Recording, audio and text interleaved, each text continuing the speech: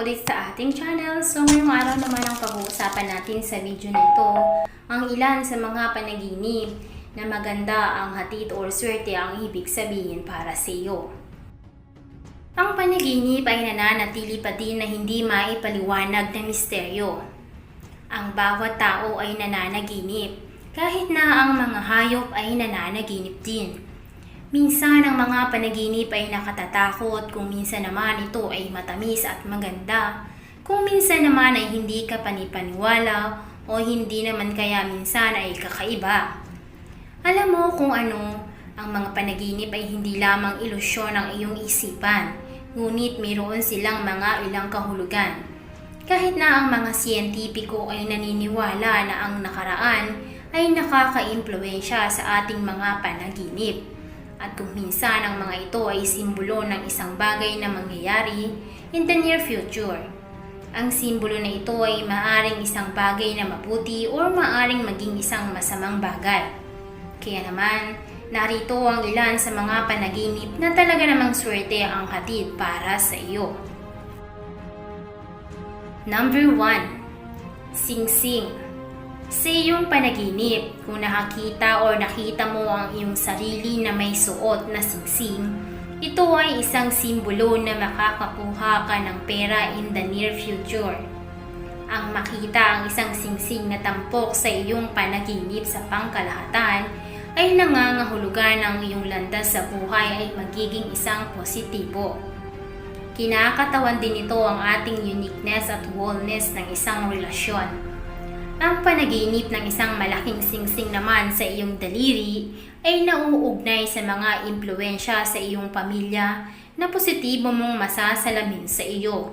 Ang isang singsing sa kasal ay nagpapahiwatig na oras na upang makapagpahinga at i-enjoy ang oras sa iba. Pangalawa, construction ng gusali. Kung nakakita ka ng isang patuloy na konstruksyon ng isang gusali o isang bahay, mahusay din itong simbolo para sa mga benepisyo sa pinansyal at swerte. Ang managinip ng isang bagay na nasa ilalim ng konstruksyon ay kumakatawan sa isang bagong pananaw sa buhay na nabuo. Nagtatrabaho ka patungo sa bagong yugto ng iyong buhay o pagkatapos ng isang nakamit. Ang masipag na gawain ay mapunta sa isang layunin o pangmatagalang proyekto. Ang pagbuo ng bagong gusali ay maaari ring sumasalamin ng maraming pagpapabuti sa sarili na iyong ginagawa. Dahil ang mga gusali ay sumisimbolo sa lakas at kayamanan ng emperor, ang kanilang pagmamay-ari at kasanayan sa lupain. Pangatlo, bulaklak ng lotus. Ito ay isang magandang bulaklak at ang pagkakita rin nito sa mga panaginip ay may magandang kahulugan.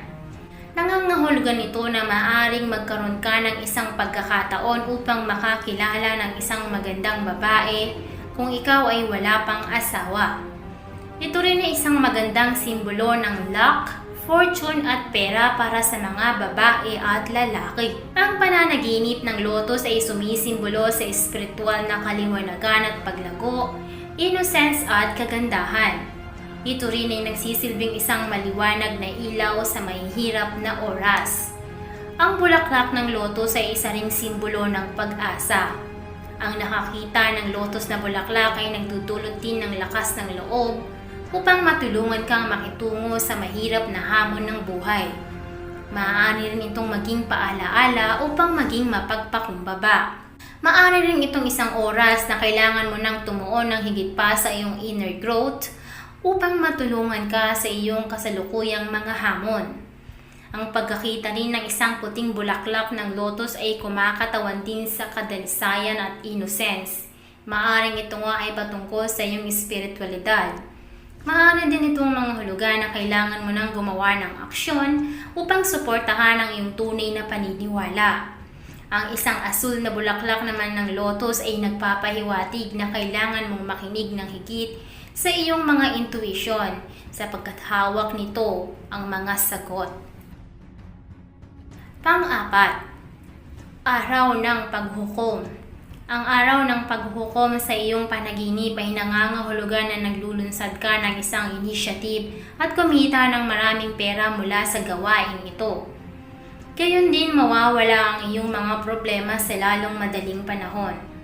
Pagkatapos mong makita ang panaginip na ito at magkakaroon ka ng yaman sa hinaharap. Bukod dito, ang panaginip na ito ay nagpapahiwatig na ang lahat ay humahanga sa iyong mga pagsisikap and usually. At ikaw ay magiging napakayaman at ang kayamanan na ito ang magpapaginhawa sa iyo. Ang mga panaginip na ito ay hindi nangangahulugang magtatapos ang mundo o matatapos kaagad ang iyong buhay. Ngunit ito ay tinuturing na babala lamang na magdadala ng pagbabago sa iyong buhay, mga relasyon, negosyo at pagkakaibigan. Kung hindi magkakaroon ka ng mahirap o maaharap ka sa isang bagay na maaaring makasakit sa iyo. Panglima, kahirapan. Ang kahirapan sa mga panaginip ay tinuturing bilang isang simbolo ng good luck.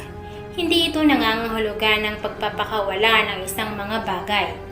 Ang panaginip na maging mahirap ay nagpapahiwatig ng magandang kapalaran para sa iyo.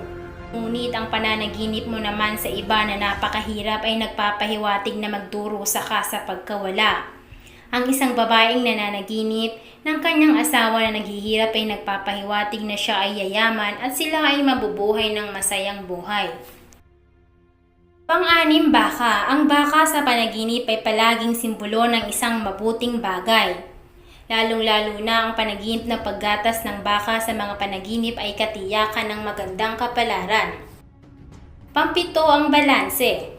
Ang pagkakita ng isang balanse sa iyong mga panaginip ay nagpapahiwatig na maaari kang magkaroon ng isang mahusay na kita sa iyong negosyo. Ang balanse ay isang simbolo ng swerte din. Pangwalo, paglalaro ng mga card. Ang paglalaro ng mga card sa iyong mga panaginip ay isang simbolo ng pag-asa sa iyong buhay, lalo na kung nanalo ka sa laro ng panaginip. Ngunit ang paglalaro para sa mga pusta ay maaring simbolo ng mga paghihirap na paparating sa iyong buhay. Pang-9, Apocalypse. Ang pananaginip na ito ay nangangahulugan na dapat kang lumayo sa kaakit-akit, ngunit walang imik na mga bagay at dapat mong tapusin ang iyong pakikipagkaibigan sa mga taong may pusong itim at isave ang iyong paniniwala sa Diyos. Kung hindi mo ito gagawin, magkakaproblema ka at mawawalan ka rin ng kalayaan. At ang panghuli, pananaginip ng isang himala.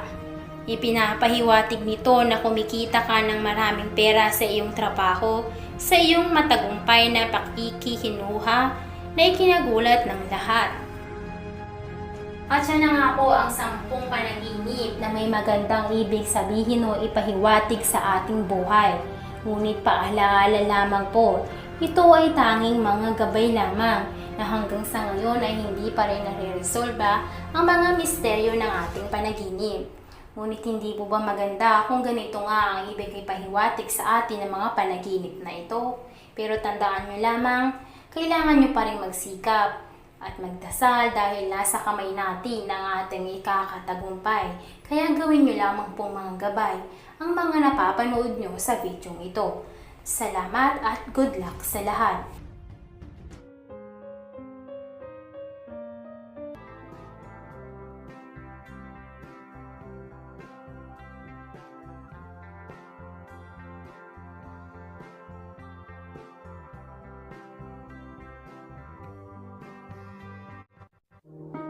Dati ang aking buhay ay kulang sa sigla. Gandang taglay ko ay hindi nila makita. Ngunit nang ikaw ay makilala, ang beauty ko lililingon na. So pick and pack, shop till you drop. Sa easy shop, gagandang buhay. Shop till you drop. Sa easy shop, mundong magiging makulay. Pick and pack. Shop till you drop. Sa easy shop, gaganda ang buhay. Pick and pack. Shop till you drop. Sa easy shop, mundong magiging